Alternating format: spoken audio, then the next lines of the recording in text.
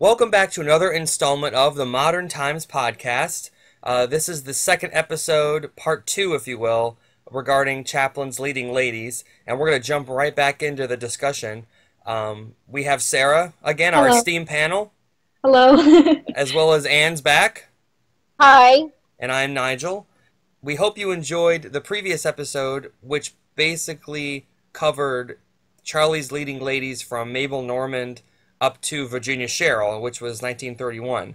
We're going to jump right back into it now and get into his next leading lady from 1936. And why don't you start us off on our conversation regarding Paulette Goddard? Charlie met Paulette Goddard in July of 1932.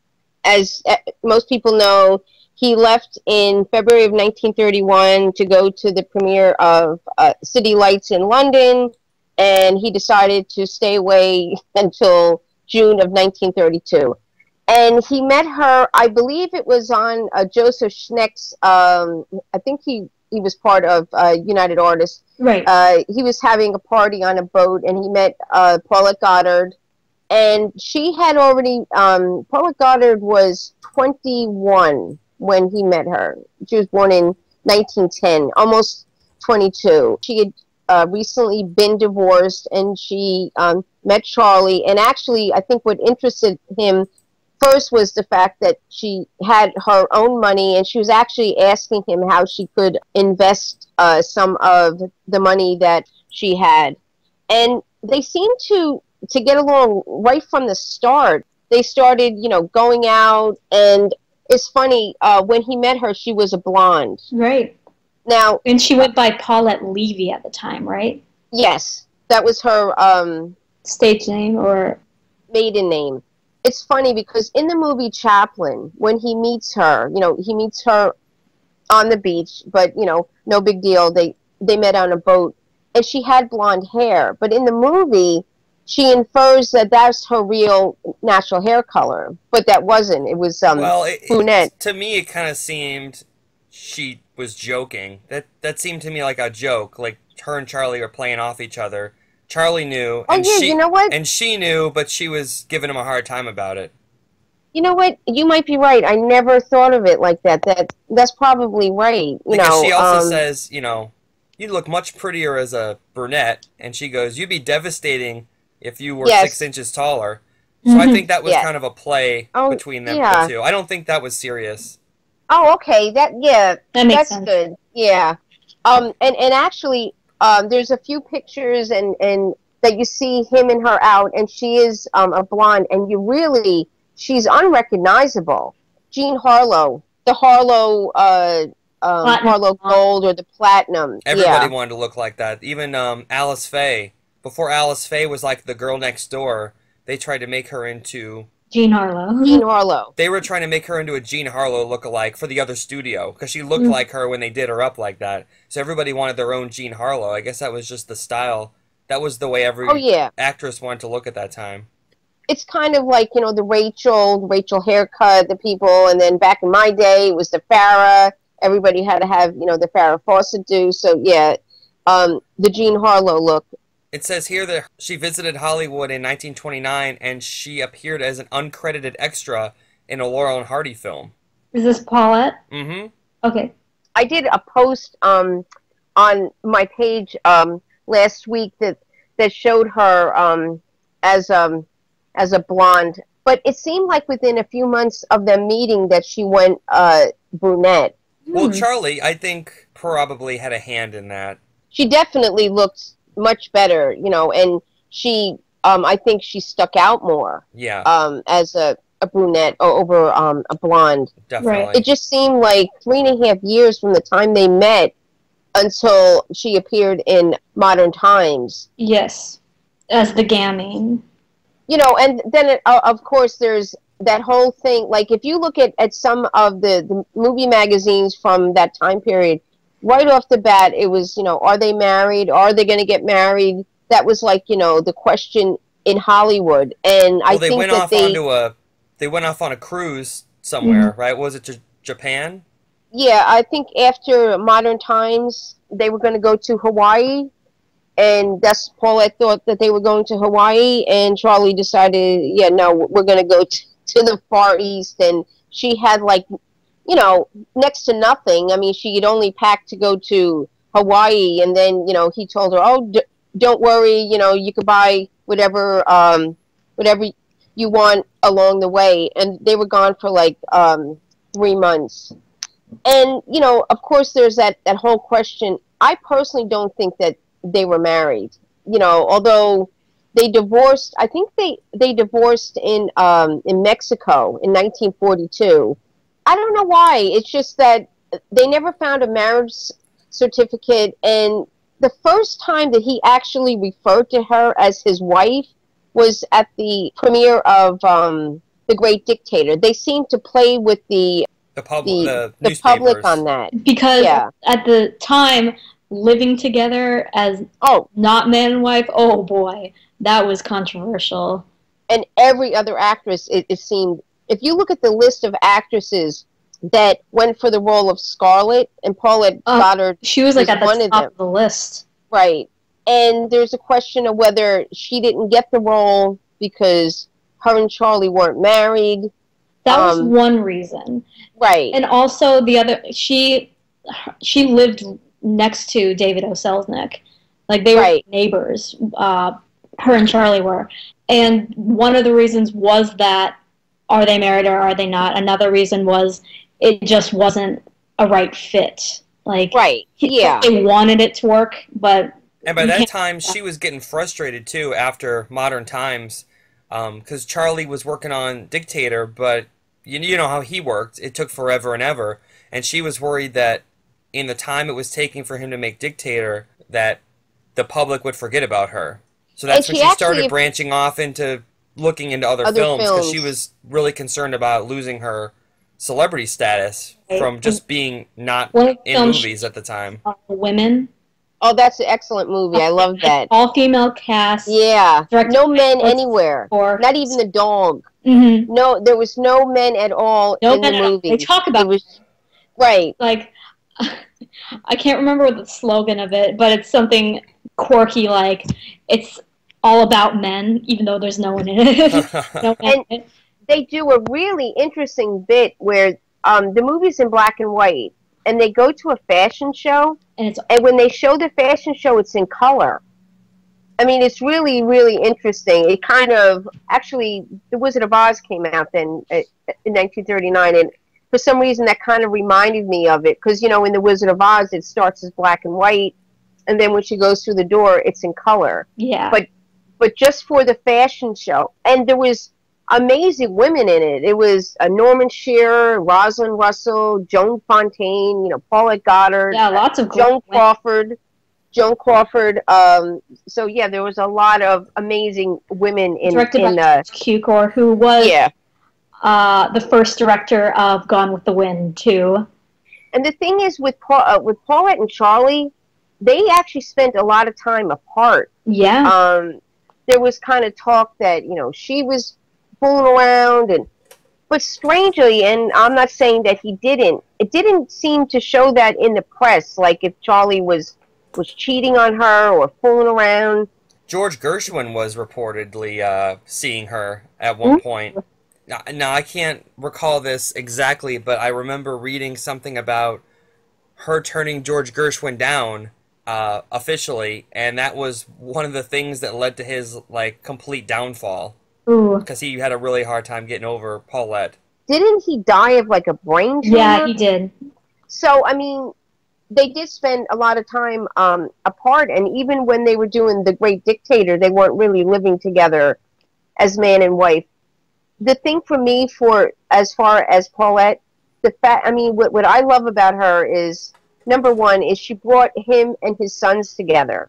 You know, because at that time, it happens a lot. You know, when there's bitterness between couples, a lot of times the kids suffer. You know, and he really wasn't seeing his sons a lot. And Paulette kind of brought them, you know, together. And the boys apparently loved Paulette. Yeah. They looked at her as a big sister.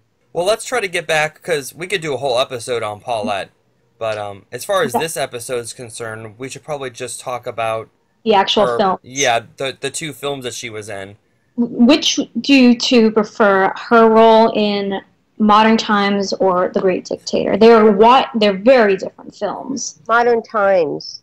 The thing is, Paulette Goddard was shrewd. Okay, she was a shrewd businesswoman, and she made sure for The Great Dictator, her name was up there, almost top billing with Charlie, and she had that written into her contract. Although, really, I mean, Jackie Oakey, he should have been given not co-star, but I mean, he was like up there because him and Charlie really worked well together. But Paulette was ahead of her time for that. And I don't know if everybody knows this, but when she passed away, she bequeathed to NYU, New York University, she bequeathed them of $20 million. Oh my God. She left the school. And they have a building at NYU called the Goddard building. It's I think it's in the freshman wing. Oh. But yeah, she left them a lot of money. Oh. So that was was pretty cool. Well, what I've always noticed is when you watch Modern Times, especially, is that no other female co-star of his, harkens back to the early days of Chaplin than Paulette. Because Paulette, to me, is almost like, at that time, the modern day Mabel. She really is. Mm-hmm. She's rough around the edges, but she's also very endearing. And that's why I like her more in Modern Times than in The Great Dictator. Versus in The Great Dictator, like, her voice just it sticks out so much. That's not the voice you expected to hear coming out of her either, if you see Modern Times. Like, she was from Long Island, so I wonder if that was actually her voice. You know what I'm saying? That that accent. But yeah, you're right. It was the first time I heard her talk. You didn't expect that. When I watched The Great Dictator with my dad one time, his big qualm about it was Paulette's voice. He just did not like it. Yeah. He's like, it ruins the picture. I don't know if it was that bad, but... He just did not like it very much. The costume that she wore in Modern Times, the costume that she wore in the cafe reminded me of the costume that Georgia Hale wore. Oh, yeah. Like the Dance party girl. Yeah. Yeah. Yeah. Yeah, exactly. But Modern Times was the first Chaplin feature that I had ever seen, so that film holds a special place for me just for that fact. And the chemistry between Charlie and Paulette in that film, I can't imagine anybody else in that role.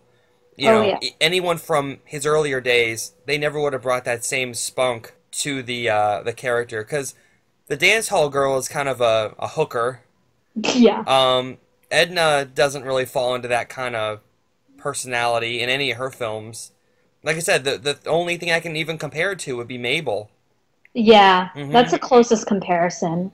Do you have any standout scenes for Paulette in Modern Times that are really memorable?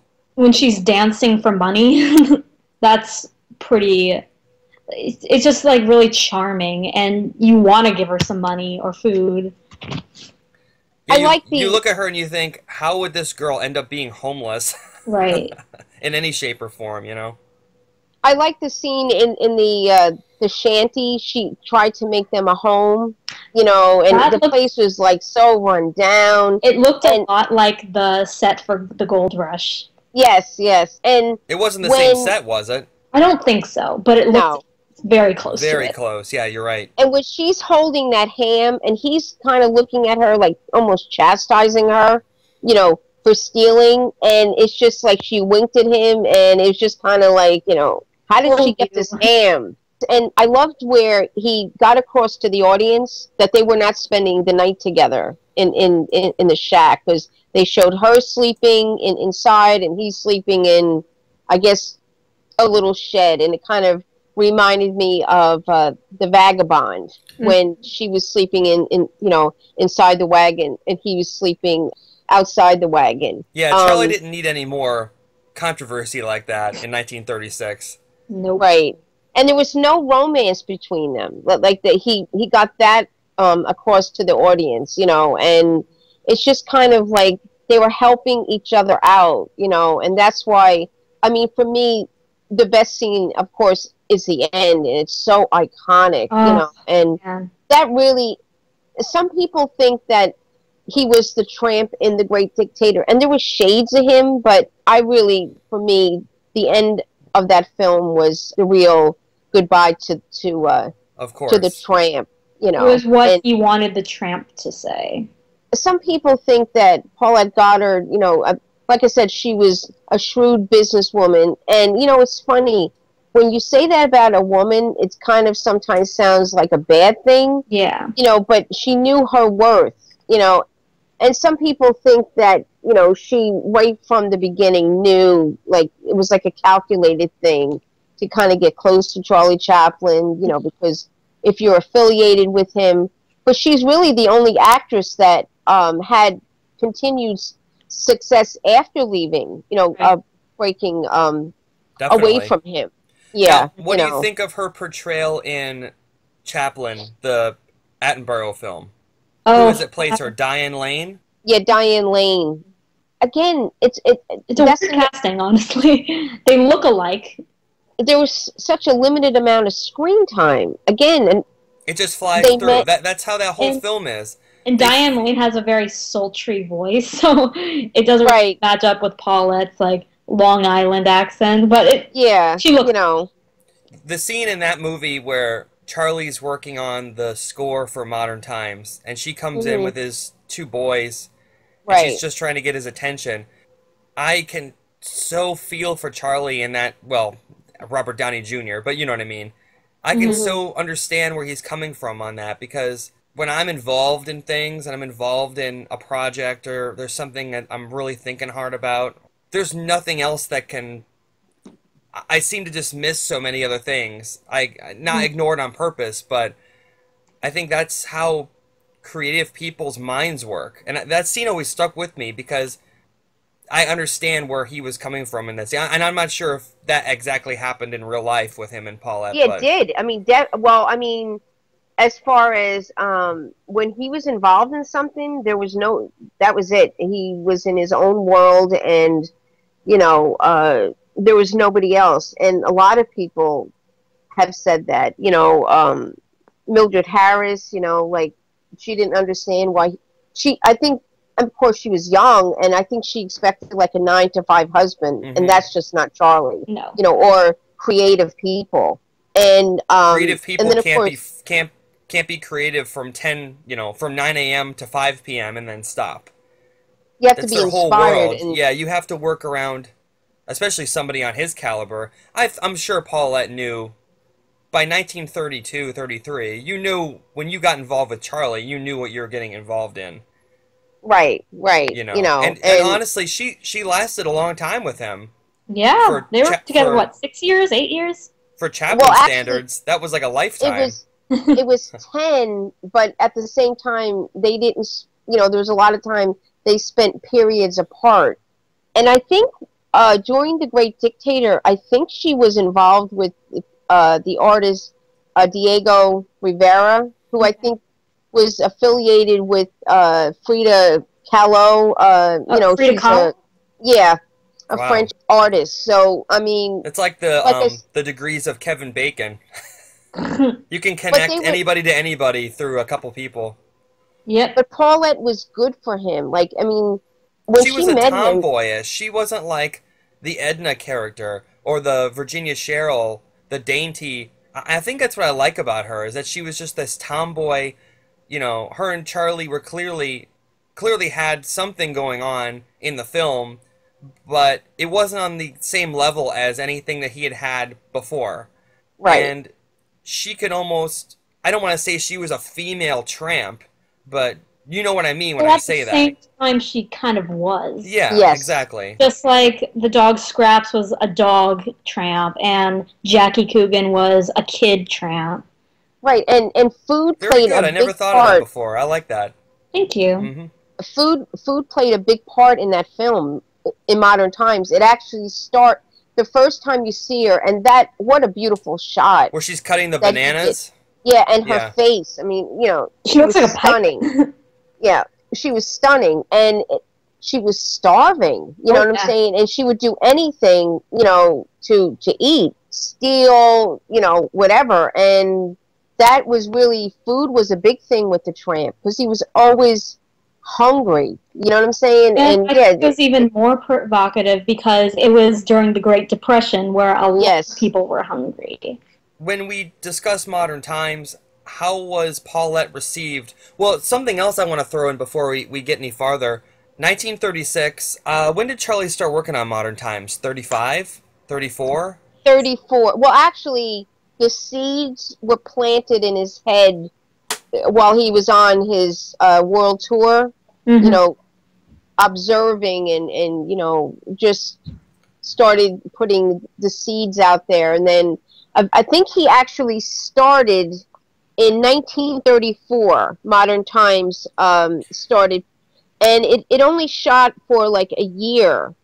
And one of the biggest things was, you know, apparently the music for it took a really long time, but it took a year, but he started, you know, really early on making the film. But it wasn't like the length of production as City Lights was. No. I think even by that time, I think Charlie knew he couldn't take as much time as he was taking in the 20s and early 30s.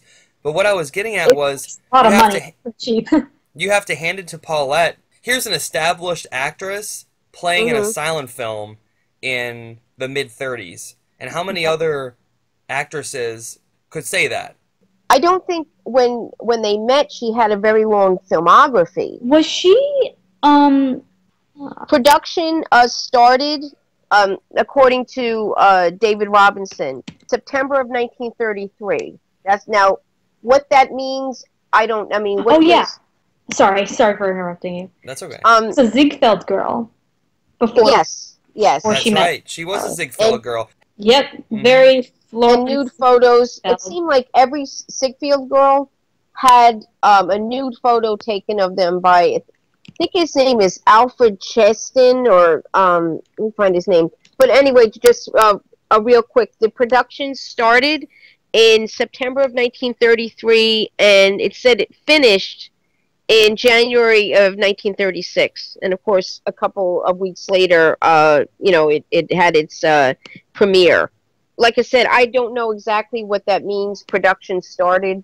All I was getting to was that, you know, here it is, 1936, and an actress is playing in a silent film. You know, obviously Charlie was so used to it, but I wonder if it took some time for Paulette to readapt from making talkies back into making, you know, a silent picture. That's almost taking a step backwards as far as 1936 is concerned.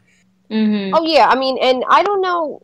Let me look at her filmography. I don't know if she ever was actually in a silent film. Was she? Nope. I think it was only Modern Times. She has an uncredited role as a train passenger in 1929 called Birthmarks. Yeah, the Laurel and Hardy film. That's what I was talking about earlier. Was that a talkie, though? Yes, it's a sound film. Oh, okay. So see, here was another example of Charlie taking somebody and breaking them down to forget everything that they knew beforehand, to reteach them how to act in a silent picture. And I think when you consider that, she did an excellent, excellent job. Oh, you know what? I stand corrected. She was in maybe, looks like 15 different films before Modern Times. Again, most of them were talkies, and then she wasn't credited in any of them either. Right? Yeah, all uncredited. Yeah. Okay, so Modern Times is released, and Charlie kind of takes a break and starts trying to figure out what his next idea is going to be. Meanwhile, Paulette Goddard gets a little annoyed because Charlie promises her the lead in the next picture, but he's taken so long to get everything going that she starts looking for other work. She starts looking for... she makes like 5 or 6 other movies for the Dictator. Right, yeah, I was just looking at that. So, yeah, she kept herself busy. Was Charlie cool with that, or did he have to... Well, because you know he had to sign off to allow her to make other films, right? Right, production company. And he might have thought if he kept her busy, you know, like having her do films, then that would kind of take, you know, the heat off of him. You know what I'm saying? Yeah. Because yeah, he did everything slow, so that probably bought him time, you know, while she was in these other roles. And like the movie The Woman, I mean, she was really great in that. She Yeah. real sassy, and I mean, she was like a fashion plate, you know. Yeah. She's a good. She's in a film with Jimmy Stewart called Pot of Gold, and it's public domain, so it's one of those movies you can find almost anywhere, and I'm sure it's on YouTube for free. But she's pretty good. She's pretty good in that too. I mean, every film I've seen Paulette Goddard in has been quality. It hasn't been garbage. So she definitely knew how to pick her roles well. Yes. Right, you know, yeah. And you know what? And I have a feeling she did not take nothing from Charlie. You know what I'm saying? You know, as far as she probably went right back at him, you know, when they would argue or whatever. I mean, she didn't just because it seemed like with you know Lita Gray and Mildred Harris, and you know, it was kind of like a lot of times he was so domineering. I don't think Paulette was having any of that. You know, she was letting him know what for. Now sometimes that translates.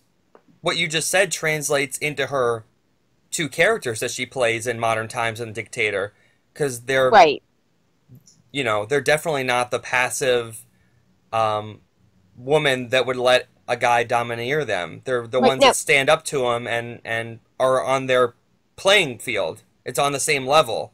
Now think about it. In The Great Dictator, you had the stormtroopers that were coming in and menacing the entire community, and she, as a woman, is the one that's hitting them upside the head with a frying pan, and, you know, she was just not having it. She wasn't weak, that's what. Yeah, you know, and... I'm sure Charlie respected that, you know, as much as he liked to be in control. I'm sure he appreciated, especially in his films, a woman that could stand toe-to-toe with him. And, you know, it was just a sign of the times, too. The times were changing. Women were kind of generating more... Independence? Yeah, independent. Well, they were... You couldn't have a Georgia Hale character on the screen, really, anymore. It was kind of outdated. You couldn't have really a dance hall girl or the passive, you know, City Lights flower girl. Oh, yeah. They were becoming more equal, even though at the time it was still, like, greatly not. But, like, a lot of Jean Harlow played a lot of those types of characters. You know, she was just a tough woman, and I mean, still she was sexy, she was beautiful, she was all that, but she wasn't having it. You know, Myrna Loy played those kinds of women, like strong women. Yeah, Mae West. You know, they weren't like damsel in distresses anymore. Right. Yeah, and they weren't. They could handle it. Right. They were still feminine and, you know, beautiful and all that, but they weren't putting up with it. They weren't and that's relying on men. Right. That's perfect, Sarah. Yeah, they didn't have to. Yeah, exactly. They could stand toe to toe with them and didn't rely on men to get things done. I mean, if you look at Georgia Hale in the Gold Rush, she needs a guy to take care of her. She needs a guy to get her the things that she wants. And that's just not the case with Paulette. She's, like I said, almost a female version of the Tramp, and they're almost together on screen as equals. Yeah. And that's what I like so much about her, is that when she's on screen, usually when Charlie Chaplin's on screen, he's the only person that you can look at. But when him and Mabel are on, I'm sorry, well, her too, but when him and Paulette are on screen, it's almost like they're fighting for the attention of the person watching the movie. Yeah. Yeah. Well, we can talk briefly about Paulette and Gone with the Wind, Sarah, if you want to add that in there. Oh man, hundreds of actresses auditioned for the leading role of Scarlett O'Hara. It was the biggest role to get at the time. Like, Katharine Hepburn thought she had it sealed, like it was going to be her. And I like he actually said it might not be true. David O. Sells is like, she'll never have that role. And Paulette Goddard was really close to getting it. Like, she was like the top of the list. And as we said before, there were a few things that prevented her from actually signing for the role. Honestly, she wasn't the right fit. and they were neighbors with David O. Selznick. They on the same block, not like direct neighbors, but like down the street. Seeing Paulette in the role, I think she would have looked too old. Mm-hmm. Versus Vivien Leigh ended up with the role, and it was her star role what brought her into American audiences. Yeah, you can't imagine anybody playing Scarlett O'Hara at this point. She fits so well in the role, even though no one knew who she was. And see, that's why that particular thing, where the question of whether they were married, I'm thinking if you're up for that role and that's being called into question, I'd be breaking my neck saying, here you go, let's, all right, we're married. So, you know what I'm saying? Like, why wasn't a marriage certificate produced? Well, that's what I was going to say was, do you feel that all the stuff with Chaplin hurt her for that role? Hurt her chances? Or was it just, she just wasn't right for it and that really didn't matter? Having Chaplin under her wing gave her more leverage to have such a prominent spot on the top of the list. Like, without Chaplin, she might not have even been considered. Mm-hmm. Oh, yeah. I mean, she probably it would have taken her a lot longer to attain what she did. Modern times definitely, that was shown like all over the world. And of course, her in that iconic final scene. So, I mean, she'll be in film infamy. But I don't think that she lost the role because, the question of whether they were married, because I think she just wasn't the right fit. Mm-hmm. Vivien Leigh just was perfect, and you can't imagine anybody else. And Vivien Leigh had to start out playing a 17-year-old. Yeah. Right? Isn't that, at the beginning of Gone with the Wind. Well, when you look at 17 years old. When you look at Paulette's filmography, she was in films with John Wayne later on. She was in films with Bob Hope. She was in movies with Jimmy Stewart. Yep. Her last film looks like it was a film called Time of Indifference, and that was in 1964. Mm-hmm. So she had a pretty long filmography as far as that's concerned. Can you think of any other Chaplin female co-star that had a established career like that afterwards? Claire Bloom did. Oh yeah. Sophia Loren, obviously. Right. Yeah, that's true.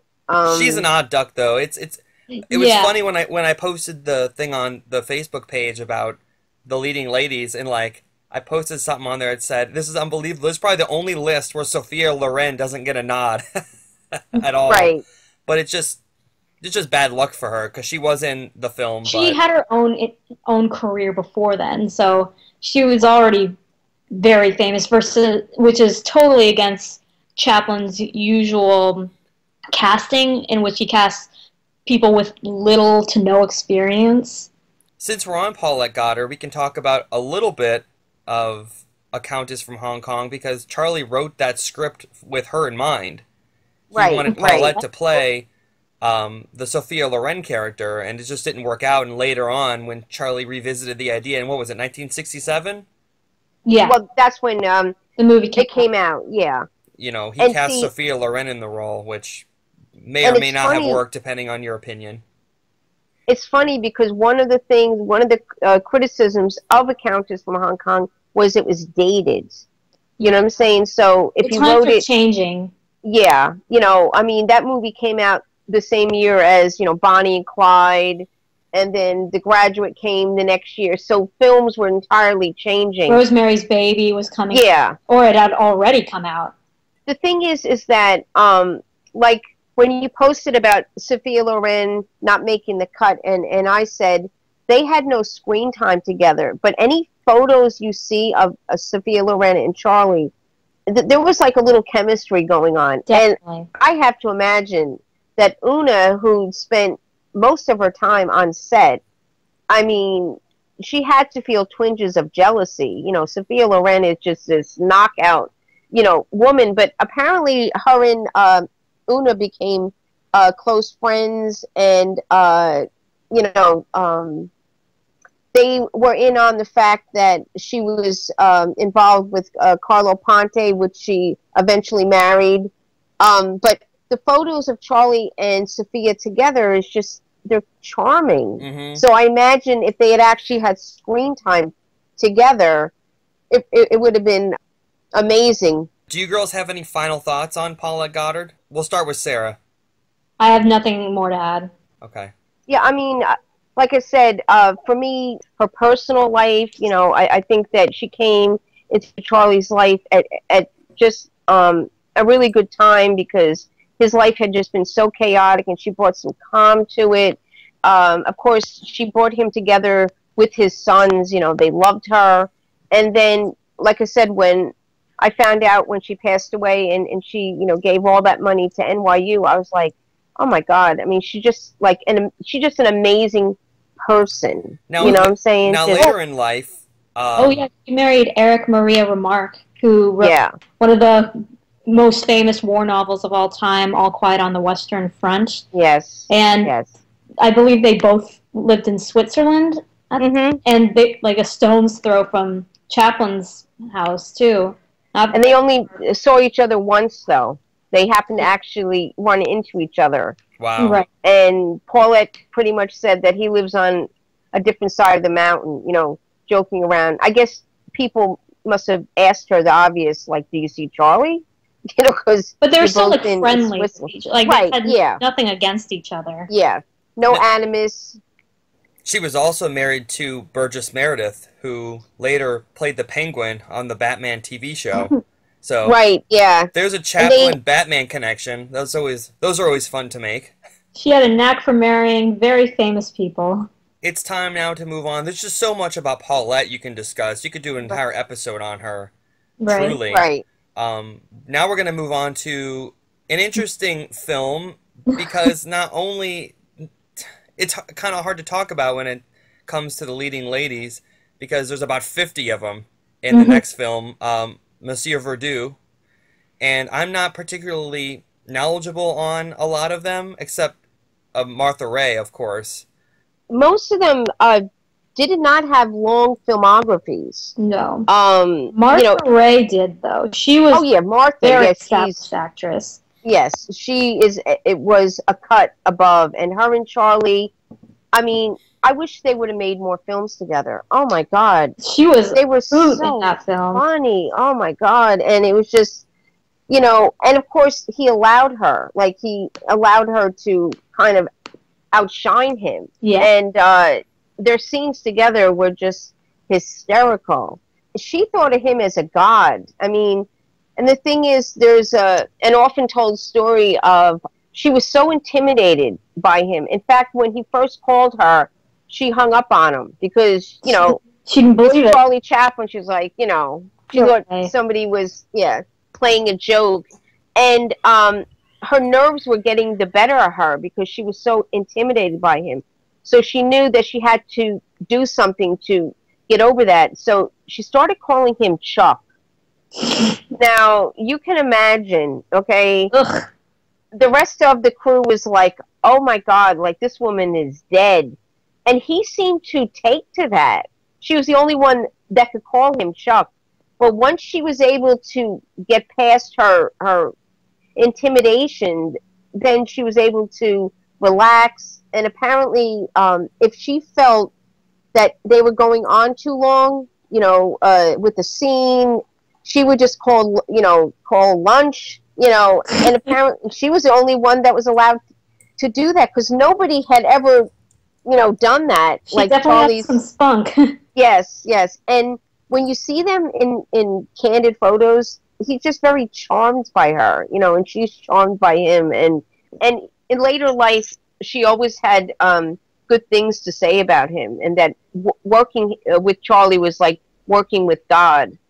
And some people think that her association with him at that time, because that's when the communist thing was really going. And he had just gone through a trial about his paternity of Joan Barry's child. Right. So some people think that, she caught some flack for that. And Martha Raye did a lot of, entertaining of the troops. She was very, patriotic. Yes. But that her association with him could have been, Misconstrued. right, But yes, she was very funny, very Yeah. funny. Now, what era of her career was Verdu placed in? When did she start making films? She started making films in the 30s. Right. And And it was actually one of her, I think it was her last film before, and then she like did a lot of television, and her right. next film wasn't until 1962.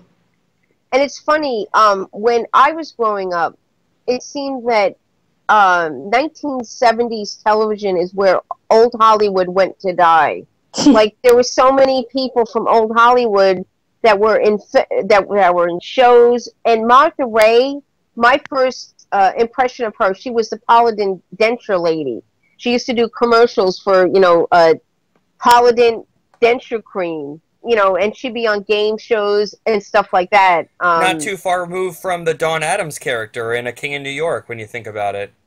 Right, yeah. But, and actually, if I'm not mistaken, I think Charlie asked her to gain weight for the role, her character, because she had a really magnificent figure, and I don't know if he thought that would, detract from, the comedic side or whatever, but man, yeah. She was so good at playing obnoxious. Like, yeah, it works so, like, even though she's playing like an annoying role, like you still like her. Right, because she wasn't. That was just a part of who she was. She wasn't being mean or anything. She was very brash, I'd say. Yes. Well, especially when you consider what Verdu's trying to do to her. Oh yeah. Right. I think the funniest scene in the movie is when he's trying to throw her over the boat, and she's just still talking, and it's preventing him from doing so. Yeah, like the one scene where he puts a rope around her neck, and then they look up and they hear yodelers up in in the mountains, and she's like, "Take the rope off. They're gonna think you're trying to kill me." And he was. There's definitely hints of the tramp in that scene on the boat. There's not a whole lot of stuff in Verdu you can associate with the tramp. It's almost like the anti-tramp. Right. It's far removed from the humble character that he did, but and you can still see like the scene where she turns and looks at him, and he's got like his legs crossed and does that little like head shake. And of course, the scene where he thinks that he's drank poison, okay, because he wanted to poison her, and somehow it got all screwed up. The maid ended up with the poison. She put it on her hair. She thought it was a peroxide, and her hair falls out. And so now he thinks that he's drank the poison. He's getting all hysterical, and he tells Martha Raye, he says, "Call my wife," because he thinks he's dying. And then he stops himself because, she's supposed to be playing his wife. And that scene with the poison just reminds me of A Cruel, Cruel Love. Remember where, he thinks that he drank poison and all the histrionics. And that's exactly what Monsieur Verdu was doing. And all the way bahave to 1914 for Material. They were great in that, and I just wish that they would have made more. They could have made like screwball comedies, as they called them. They just had great chemistry. Yeah. Very funny. Very funny. Yeah, we'll move on to the next Verdu co-star. There's Marilyn Nash. Right, who played the... I mean, he originally wrote it that she was a prostitute, but then he had to kind of tone it down a bit. And she's the woman that he spots, and he wants to use this poison. Yeah, to test it out. Right, on her. And he brings her back to the apartment, and he's going to make her a meal and, give her the wine with the poison in it. And somehow, just her talking about her life, he realizes that she was talking about her husband. I guess he has some kind of affliction, and he died, but she said that she would have done anything for him, like killed for him. And somehow that touched, Verdu's heart, and he decided to, to spare her life. He gives her a few dollars.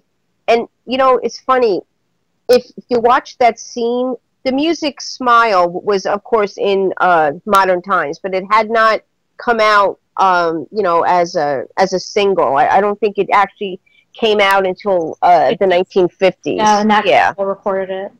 But if you watch that scene and the music that's played along it, you can actually hear some of the strains of Smile in that scene, which I thought was pretty cool.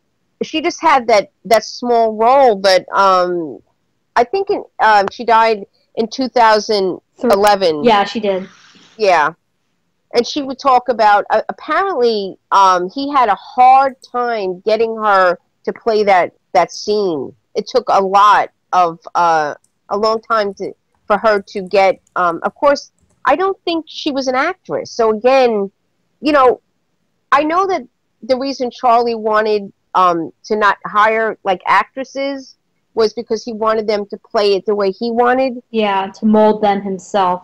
Right. But there was also the problem of it sometimes took him a long time to get that scene out of them because they had no skills to work with. You know what I'm saying? Mm-hmm. So I guess it was worth it for him, to have those times when it was really frustrating to get, a scene out of somebody. She only ever appeared in one more film after Verdú, and it was in 1951, Unknown World, which was a science fiction movie.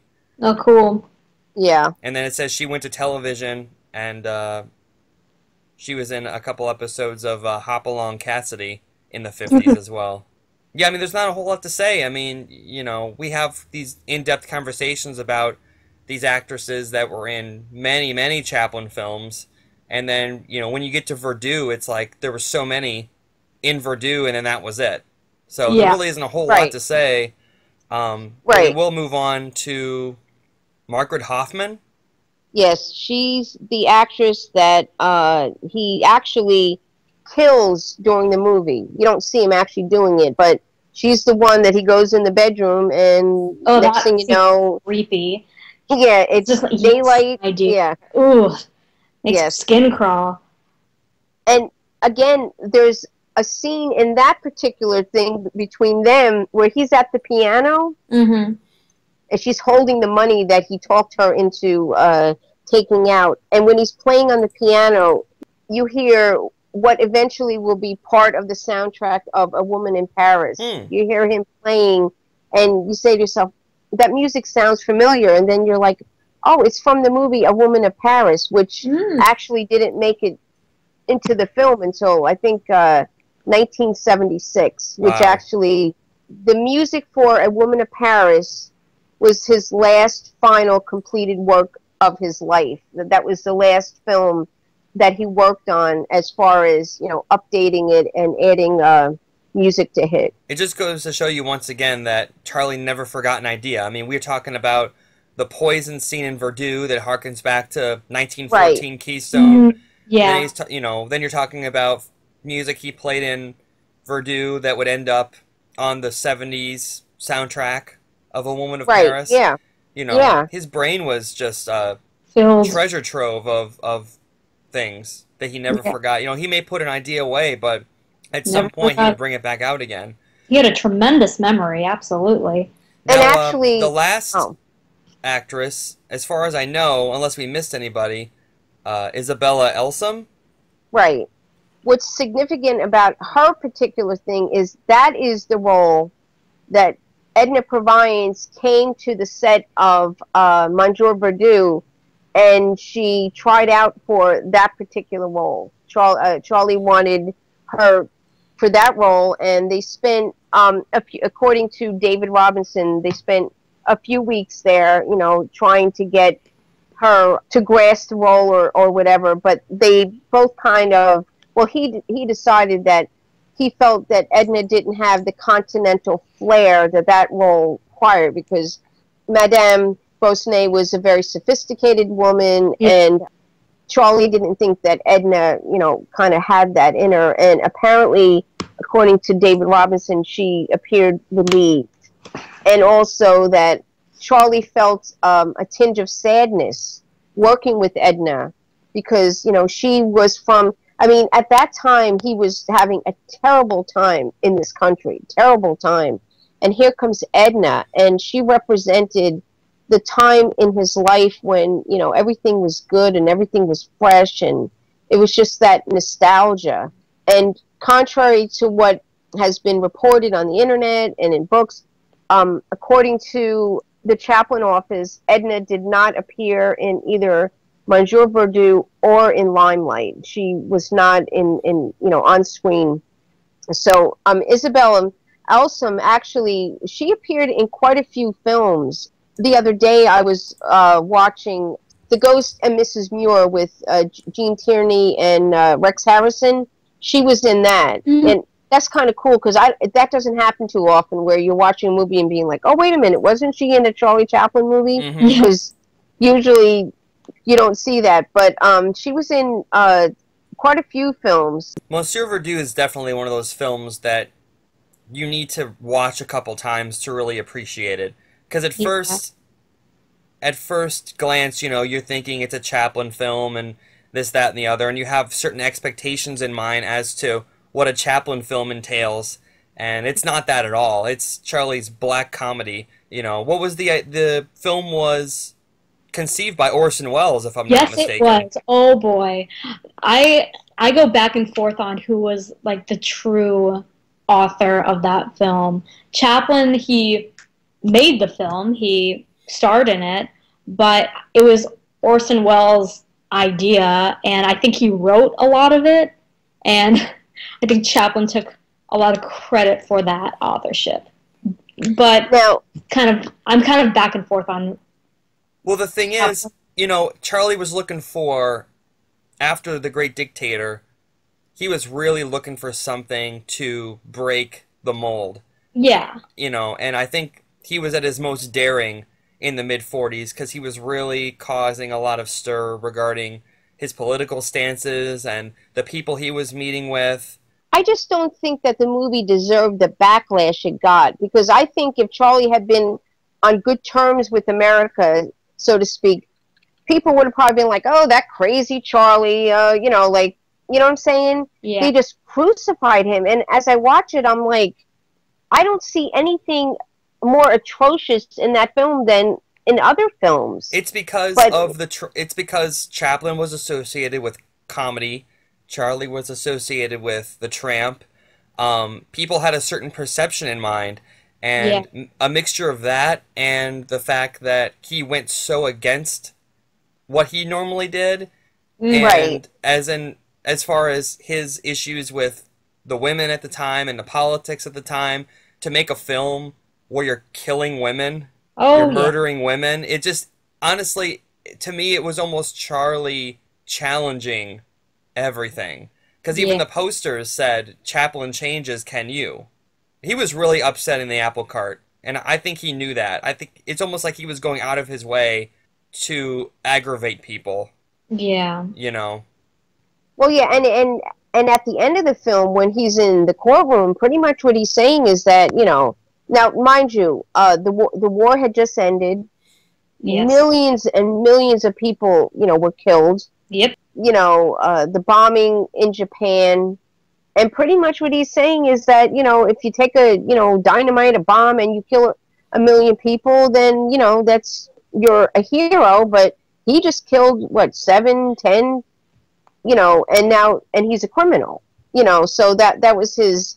Yeah, he definitely had something to say in that film, and that was really, I mean, I think that's the film that just did him in. Mm-hmm. But according to most sources, it did fabulously in Europe. Oh, yeah. The film did really well in Europe. It was just in this country, and it was not shown again. I don't think it was shown again in the United States until 1964. Wow. They showed it again.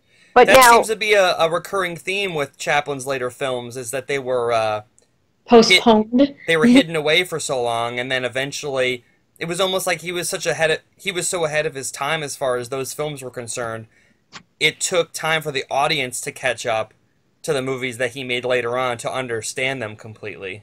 Yeah. Now, this actress that played Madame Gournay apparently was an established actress. Yes. She started in 1915. Oh my! And she had 100 and her last role was in 1964. She had 130 credits, like 130 different films that she was in.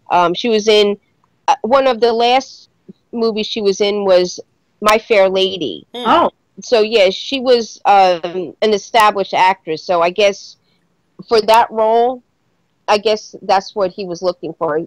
He needed that established actress for that role. Just makes you wonder how, if fate had turned the tides and Edna ended up in that film, you know, Charlie and Edna have this long established history on film together, and then the last film that they would make, he would end up killing her. Yeah. from her career.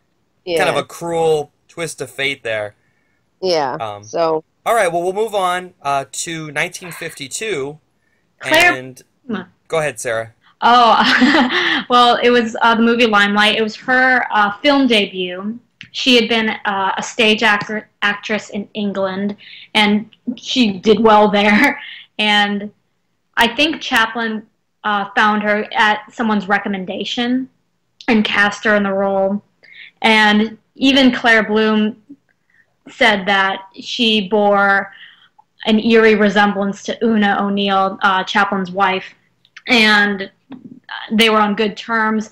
And my favorite story about the production of the film is when Chaplin takes her to like her dressing room and like is talking about like how to do a certain scene, like to get a certain emotional response out of her, and he just yells at her, and it like makes her really upset, and he's like, that's it.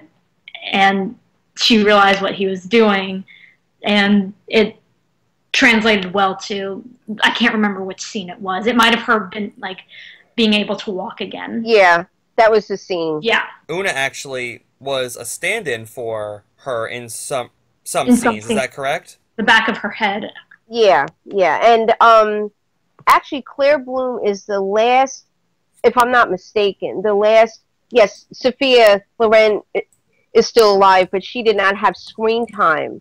So Claire Bloom is actually the last leading lady of Charlie Chaplin's that's still alive. And of course, Claire Bloom is such an established actress. And she was an established stage actress. When she gave that interview in the documentary Charlie Chaplin, Life and Art. Yes. Yeah. And she said that, when he met her, he had her bring her mother with her.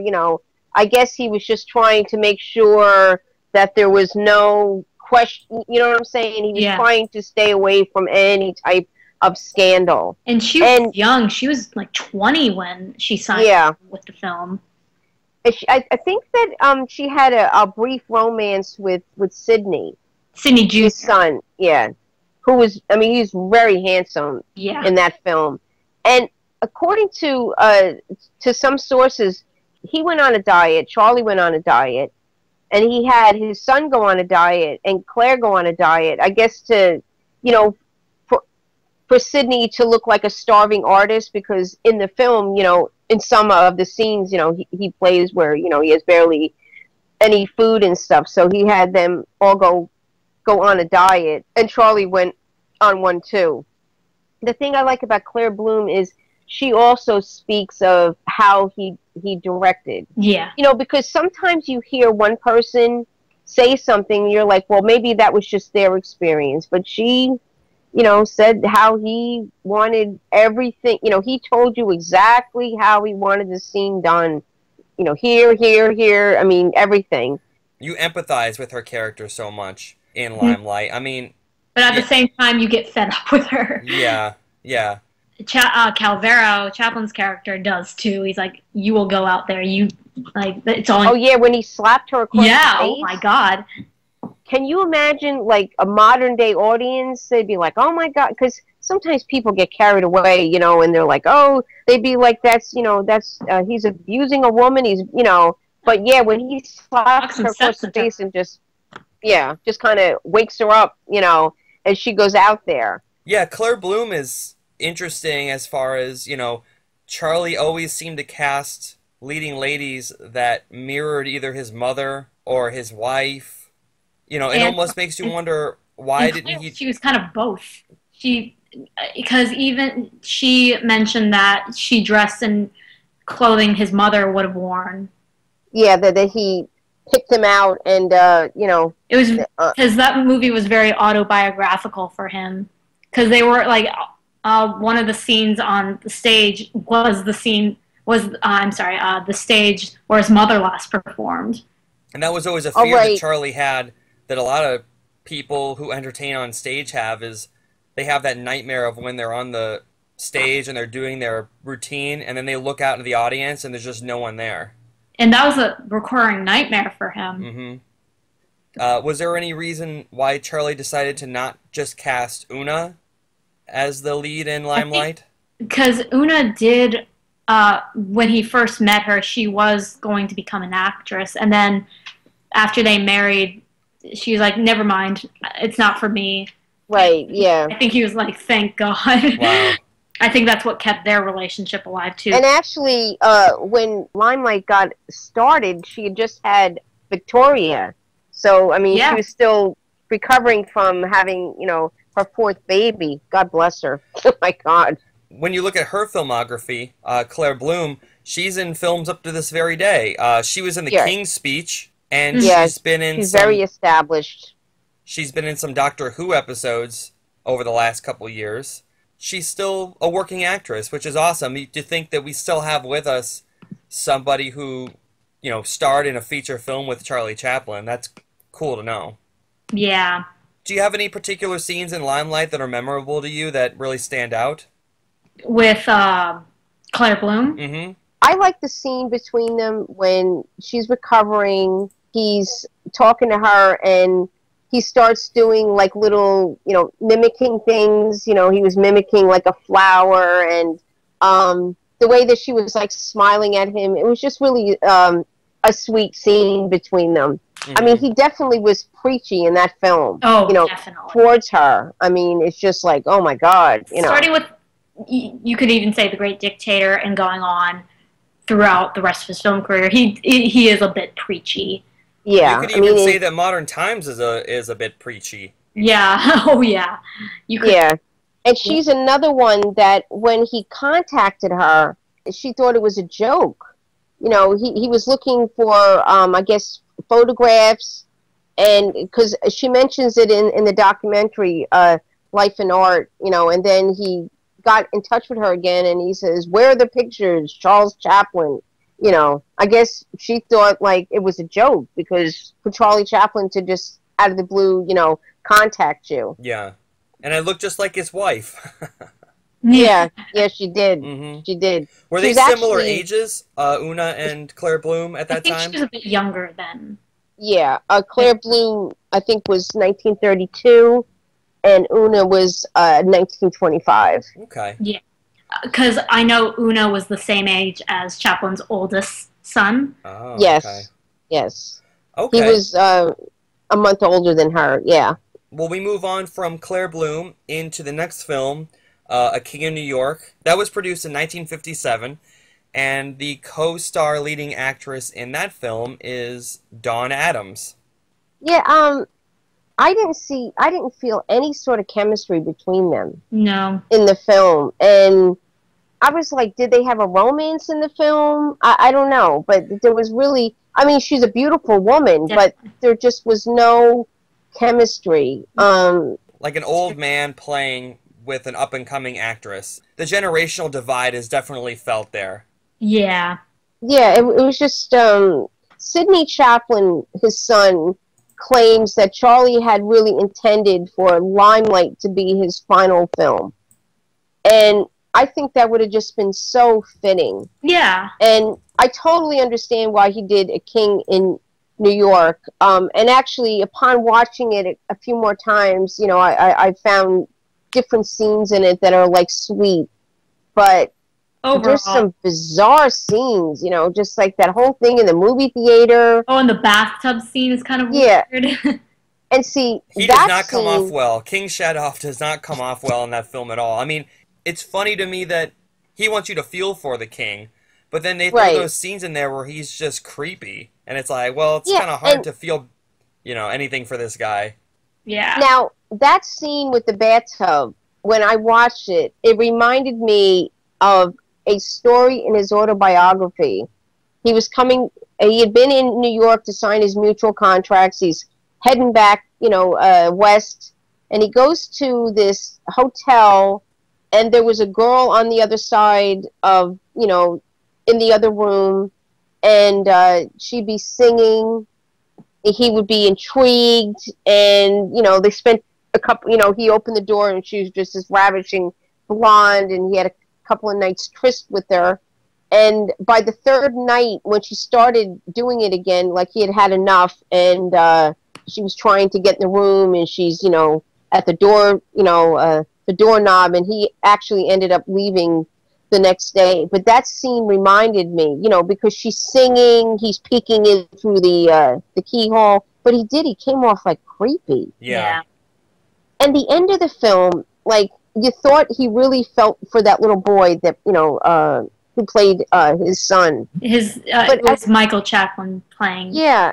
At the end of the film, though, and he's in the airplane, it's like, oh, well, it's very definitely not. disjointed. Well, the fact that Charlie's trying to make a film about New York while he's In in London. London, yeah, in any shot, it's so obvious. Any shot of New York City is just stock footage. Oh, yeah. Because it doesn't match up at all from the image quality of the film. Then you cut to like exterior shots of New York, and it just looks like 20-year-old stock footage that he found somewhere.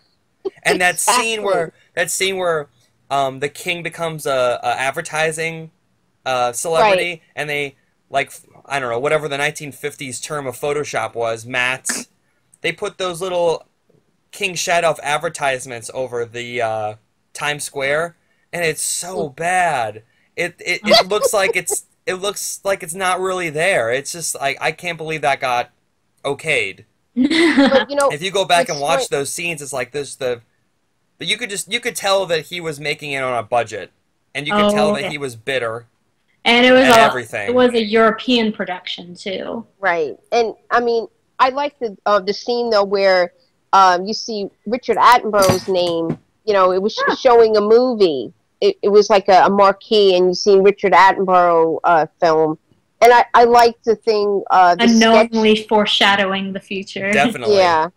And the sketch that they showed in the nightclub, which was clearly work, that they were doing with the wallpaper sketch. Yeah, I like definitely. That is a complete send-up of the SNA film work. It's amazing. Right. Yeah. And that's why A King of New York is interesting. I mean, outside of just the Dawn Addams segment we're talking about, but it's like old school meets the new school. It's like you have these modern day 50s actresses, you have rock and roll in there, and Charlie's send-up of that, and that always interested me because it's like, here's a guy from the Victorian age, practically. I mean, Charlie was old-fashioned even in the 20s. Oh, yeah. Right, Called him yeah. old-fashioned in the way he told stories and things, but here you have somebody from practically the late 1800s commenting on like rock and roll music of the 50s. Right. Ugh. And it's just such a like complete opposites of that's like George Gershwin doing a send up of rap music now. Yeah. And the girls are going all crazy, and they're like, the one girl bites him on the leg. Yeah, I was like, yeah, and then it was just And then he's like making I said, fun of widescreen movies. And right. They hurt. He gets his neck hurt, and they have to leave. It's just so many things had changed. Charlie wasn't just making fun of America, I don't think. He was just making fun of how times had changed everywhere. Right. And how yeah. I accept that. You look at the king, and you can see him as being a fish out of water, but how autobiographical truly was that to Charlie himself, as far as how things in the 50s were completely foreign and alien to him as the way he was doing things way back when. Yeah. Right. So that film was not actually shown in the United States until think 1977. Oh my God. They finally showed it here. But yeah, I mean, him and Dawn Adams really didn't have chemistry in that film. Oh. You feel like that could have been just about anybody in that role, and it wouldn't have really made a difference. Right. Right, Yeah. yeah. Should we move on to a countess from Hong Kong then? Well, I mean, she's so the only leading lady that he shared no screen time with.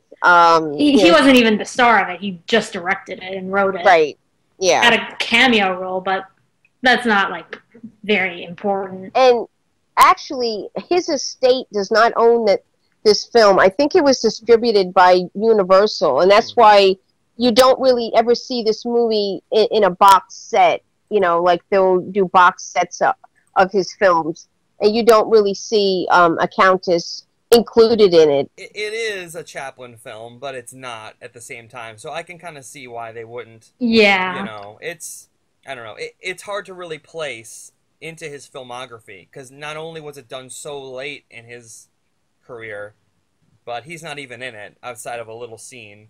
And, Yeah. Right. You know, that sounds like a true-false question from some game show, you know. Sophia Loren starred in a Charlie Chaplin movie, true or false? Right, You know, yeah, sounds, yeah. You know, even when you know, it sounds weird. It sounds like that's not right. that can't be correct. Or Marlon And as Brando. But, you know, Marlon Brando starred in a Charlie Chaplin movie.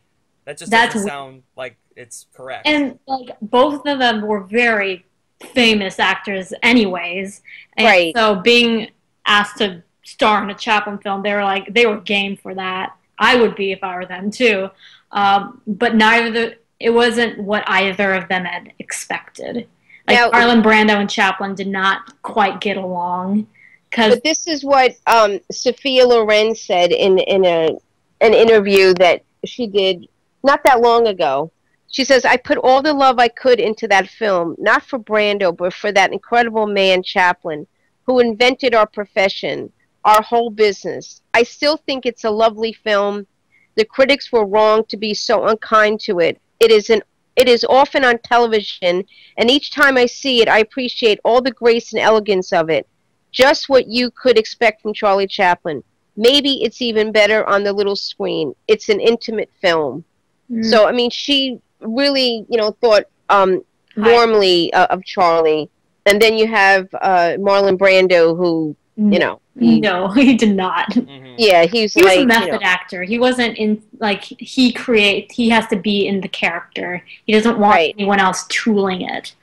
That's the thing, yeah, so Brando and Chaplin are almost the same when it comes to that. So they both had their own ideas how to do their own work, and neither of them wanted to hear from anybody else any kind of...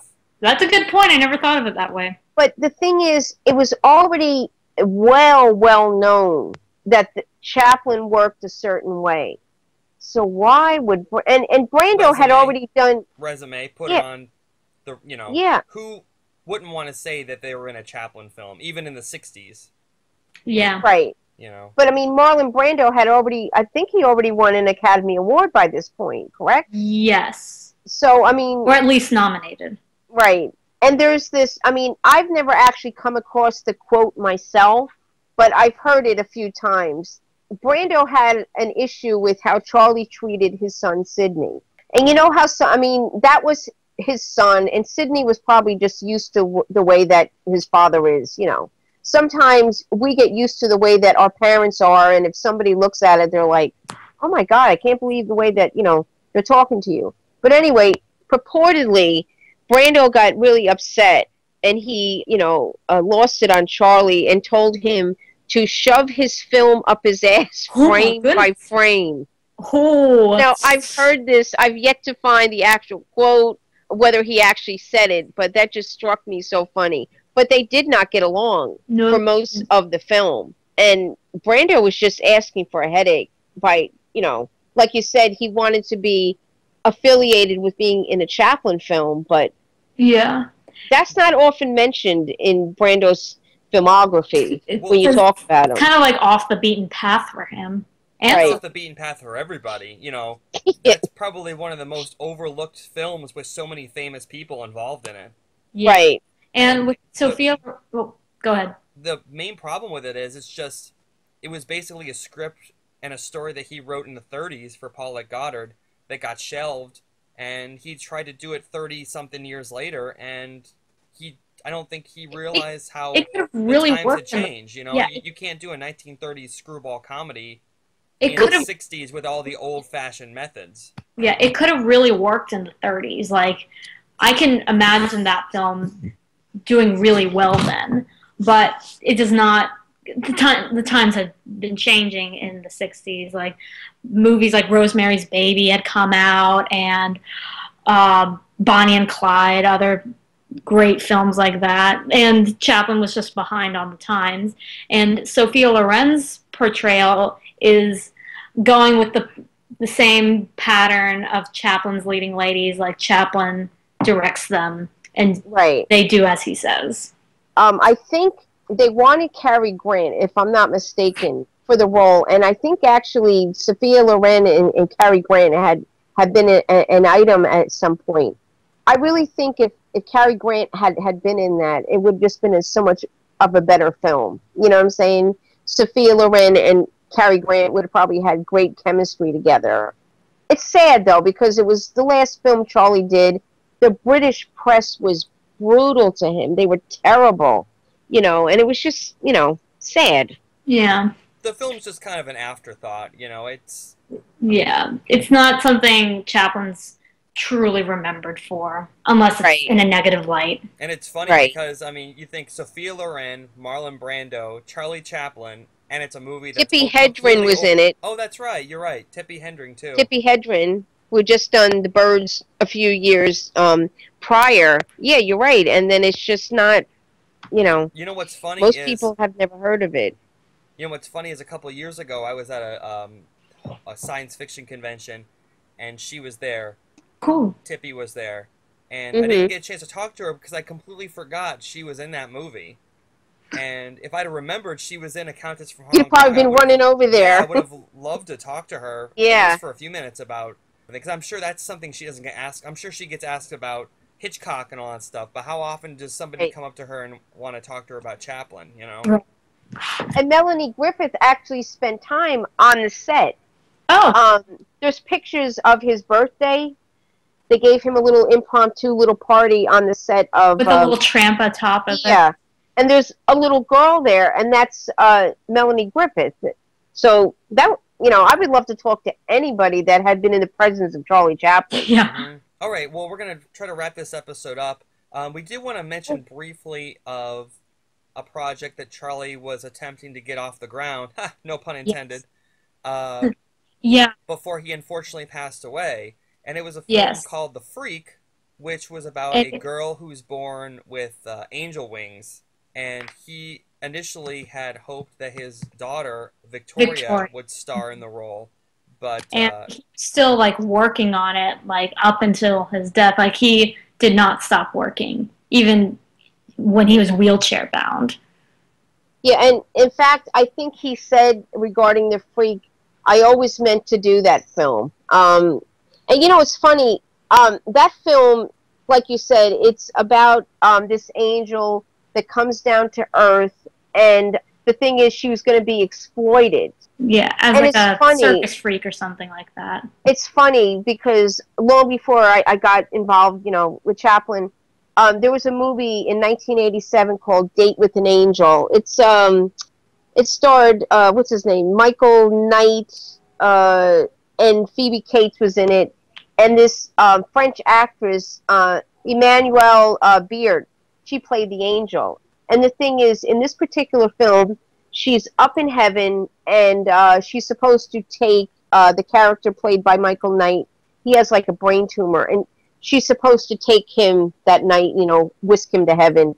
On her way down, she gets hit with a meteorite, you know, she breaks her wing, and she ends up in his swimming pool. And the thing is, throughout the film, he keeps trying to protect her because there's people that are out, if they find out, they're going to exploit her. Yeah. So I often wonder, like, the person that made that movie in 1987, is that just like, you know, something that's, you know, anybody could just think of off the top of their head?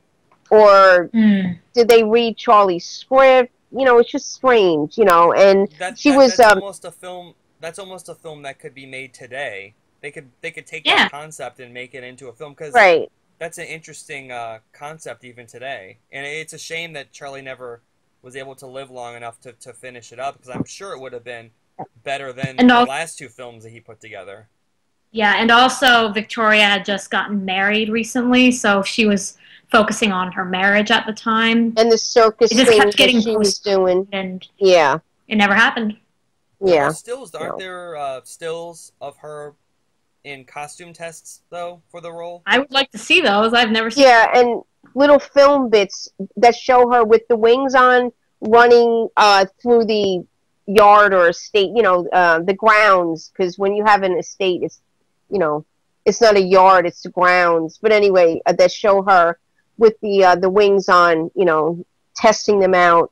Now, Una Chaplin, his wife, feared that if he would have made the film, that it probably, she felt it would have killed him, because he would have been pouring, everything into it. And at that point, he was really elderly. And I think Charlie was a lot sicker than most people knew. I think they kind of kept that hidden, that he, because apparently he was incapacitated for quite a few years before he died. And, and actually, He was in his 80s. Yeah, there's a picture that somebody took couple of months before he died, and it's terrible.